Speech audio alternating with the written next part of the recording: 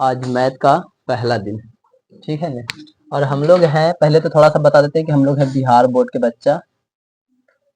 Bihar board के बच्चा है तो हम लोग बीटीसी किताब को फॉलो करेंगे, यानी कि एनसीईआरटी को। बीटीसी में, एनसीईआरटी में बीटीसी को हम लोग फॉलो करेंगे क्योंकि हम लोग बिहार बोर्ड के हैं।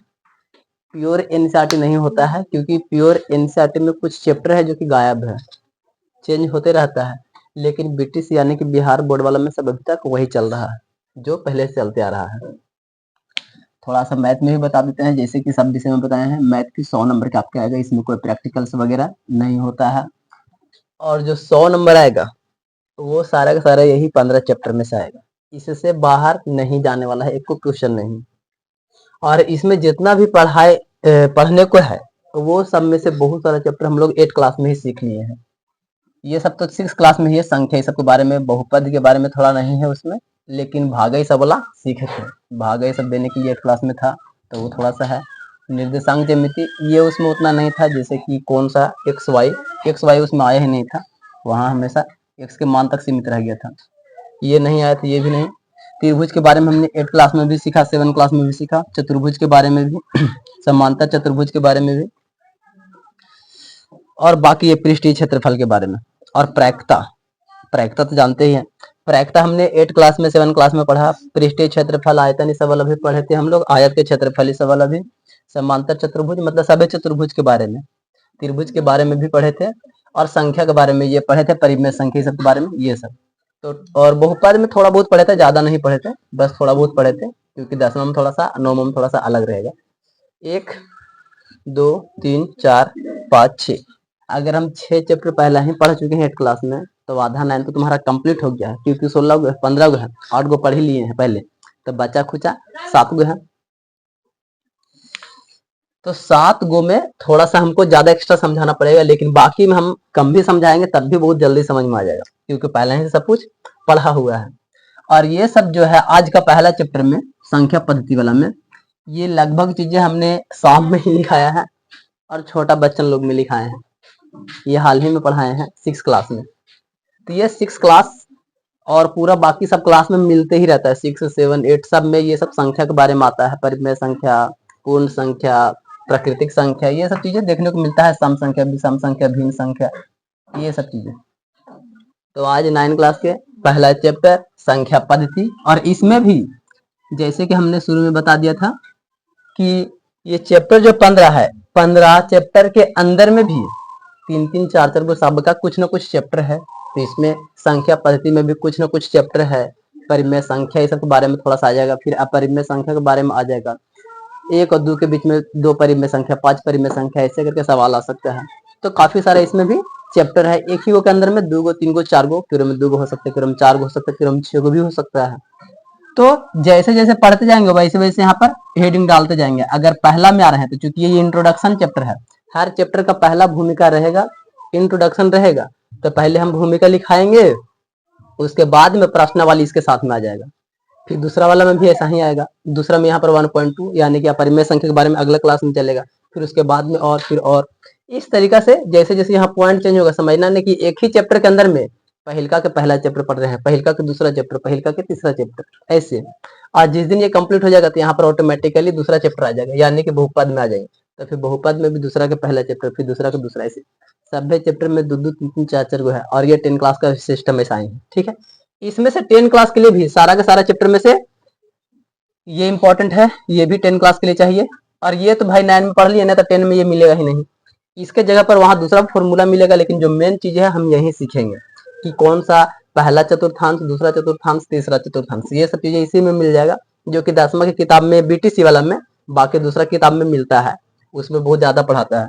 लेकिन एनसीईआरटी कहता है कि हम जब पहले पढ़ा दिए तो फिर हम बाद में क्यों पढ़ावे, किताब मोटा हो जाएगा, लेकिन को पढ़ने में डिस्टर्ब लगेगा, टाइम ज्यादा खर्चा होगा। तो ये पहले ही सब कुछ तय कर देता है, जो 8 में पढ़ाएगा वो 9 में मिलेगा, लेकिन और से हाई लेवल के मिलेगा। अगर हम 9 में पढ़ेंगे तो 10th में भी मिलेगा, लेकिन एयर से हाई लेवल की मिलेगा, जो यहाँ पढ़ाया गया है वो नहीं मिलेगा वहां पे, लेकिन उसी से मिलता जुलता मिलेगा। बहुपद भी तुमको मिलेगा, ये भी मिलेगा, ज्यामिति भी मिलेगा पूरा, ये भी मिलेगा, रैखिक समीकरण भी, यूक्लिड के बारे में भी वहां पे देखने को मिलता है, ठीक है ना। यूक्लिड का नाम आएगा पहले के चैप्टर में ही आ जाएगा। रेखा कोण, ये हमारे पास पे ना के बराबर मिलता है, लेकिन अभी सीखेंगे तो हमको काम जरूर आता है। त्रिभुज के बारे में पढ़ेंगे, चतुर्भुज के बारे में हमारे पास में 10 क्लास में बहुत कम मिलता है, त्रिभुज के बारे में ज्यादा मिलता है, इसके बारे में बहुत कम। वृत्त पूरा मिलेगा, रचना भी पूरा मिलेगा, वहां थोड़ा सा अलग तरह के रचना रहेगा, यहाँ थोड़ा सा हल्का कम रहेगा। हीरो सूत्र 10 में नहीं रहेगा, ये सिर्फ 9 क्लास के लिए ही है, ठीक है ना। हीरोन सूत्र, इसको हीरो भी बोलते हैं, ठीक, कमेन हीरो भी इसको बोलते हैं, हीरो सूत्र, हीरो सूत्र भी बोलते हैं, ठीक। हीरो सूत्र, हीरोन सूत्र इसी का नाम है। और ये अभी के जमाना में, मतलब अभी ट्रेंडिंग में बड़ी चल रहा है, जो आईपीएस सब वाला जो इंटरव्यू दे रहे हैं, यूपीएससी वाला में, यूपीएससी बोर्ड वाला में जो इंटरव्यू दे रहे हैं, उसमें ज्यादातर हीरोन सूत्र के बारे में जरूर चर्चा हो रहा है कि आपने 9 क्लास पढ़ा कि नहीं, जांचने के लिए ये पूछ लेते हैं कैजुअली कि आप कितना 9 क्लास और 10 क्लास पढ़े अच्छा से। पृष्ठीय क्षेत्रफल भाई जो 8 में, 7 में और 9 में, 10 में सभी क्लास में ये मिल ही रहा है। सांख्यिकी 9, 10 सभी में मिलेगा, प्रायिकता भी मिल ही रहा है 8, 9, 10 में सभी जगह पे। हम लोग को सिर्फ 9 में एक ही चीज है जो कि ये अलग है, हीरोन सूत्र, बाकी सारा का सारा 10वां का है। 10वां का आधा चीज यहाँ शुरुआही में बता दिए थे कि भाग 1 मतलब क्या सर, भाग 1 मतलब कि 9 क्लास, और भाग 2 जैसा ही बोलेगा तो मतलब कि 10 क्लास। और जब भाग 1 और भाग 2 है तो क्या तुमको बार बार वही चीज पढ़ाएगा, भाग क्यों बांटा है, आधा काम हम ही करते हैं तो आधा काम हम करेंगे, इसीलिए तो भाग बांटा है। अब अगर भाग नहीं बांटता तो सब एक ही साथ में सभे काम करता। तो ये इस तरीका से इसका कंडीशन है, मतलब कि 9 पढ़ रहे हैं मतलब आधा 10 पढ़ ले रहे हैं।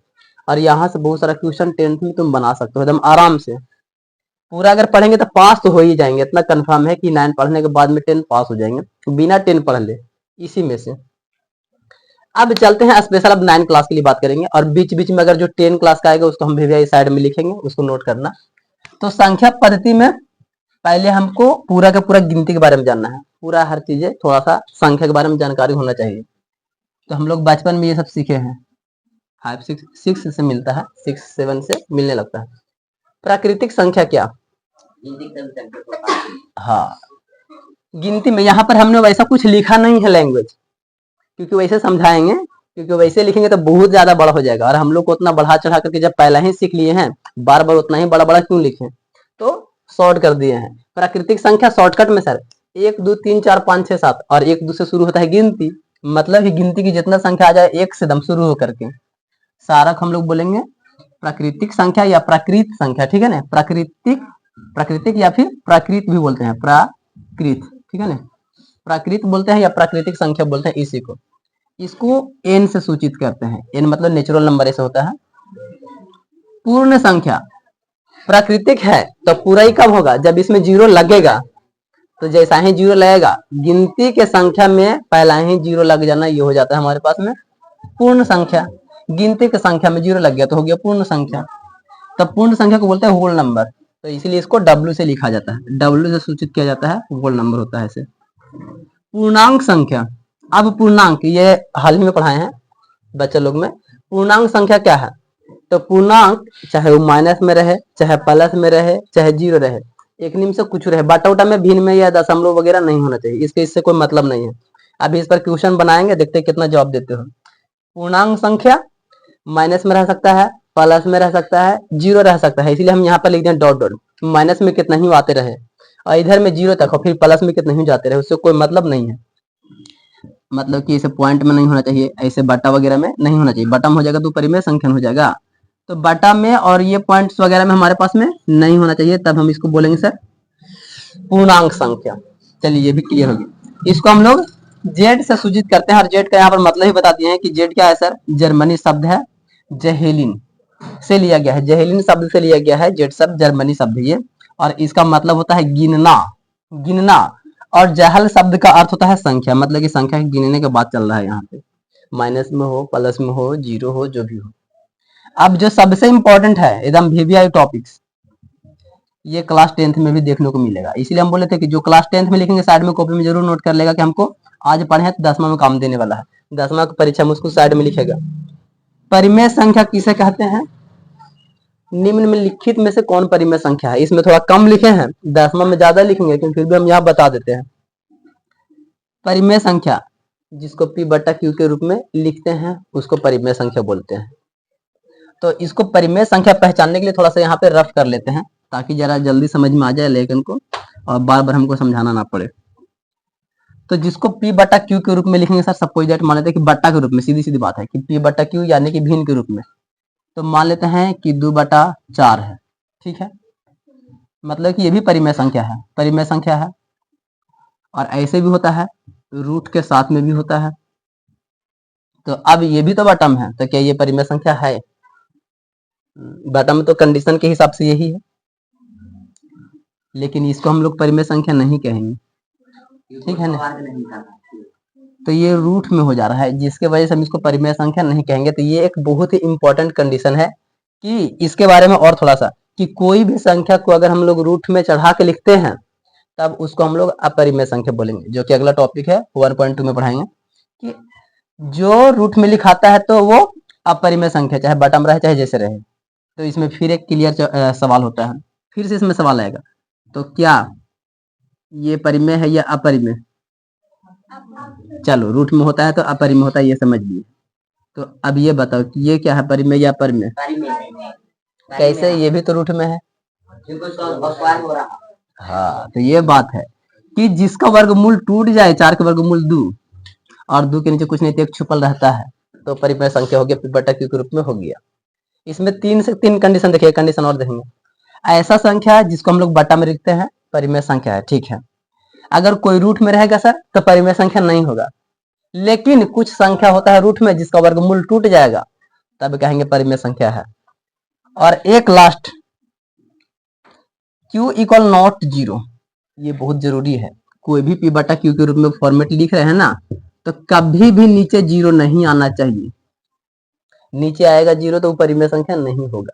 इस चीज को ध्यान देना है, यही सबसे ज्यादा समझाना है हमें इस 9 क्लास में और 10 क्लास के लिए भी। बाकी ये सब तो बचपन क्लास का ये सब याद भी रहेगा, उसमें कोई लेना देना ज्यादा नहीं है। तो सबसे ज्यादा इंपॉर्टेंट ये 4 कंडीशन, परिमेय संख्या P बटा Q के रूप में लिखेंगे, पहला कंडीशन। Q मतलब कि बटा वाला निचला में 0 नहीं आना चाहिए, दूसरा कंडीशन। तीसरा में जो रूट में रहेगा वो अपरिमेय होता है, परिमेय नहीं। लेकिन जो रूट में रहे और वो टूट जाए, वर्गमूल टूटे, तब वो परिमेय संख्या में गिनती होगा। ये 4 कंडीशन को याद रख लेना है। ठीक, अब हो सकता है कि कभी घुमा फिरा के देते थोड़ा सा, तो रूट में 25 है और यहाँ पे ऐसे 9 है, अब फिर फंस जाएंगे, भाई एगो रूट में है एगो है ऐसे, तो क्या कहेंगे इसको? रूट में 25 और बटा में 9, तो कौन संख्या इसको कहेंगे?